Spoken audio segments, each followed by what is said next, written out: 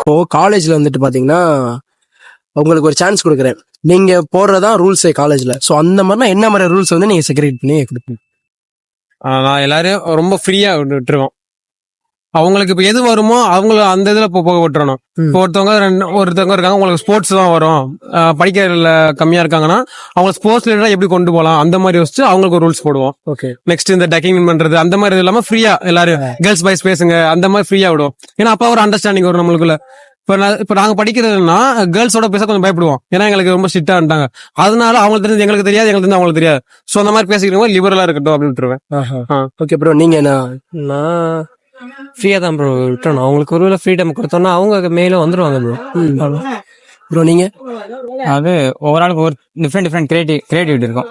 அதுக்கேற்ற மாதிரி அவங்கள ட்ரெயின் பண்ணுறதுக்கு நீங்க வந்து உங்களுக்கு ஒவ்வொரு இதுல டேலண்ட் இருக்கும். ஆனா அவங்க வந்து வேற இதுல போய் ஃபோர்ஸ் பண்ணாம அவங்கள இதுல ஃப்ரீயா நல்லா பெருசா வருதோ அதுல பண்றதுக்கு போடுறேன். Okay okay bro. Okay bro, thank you.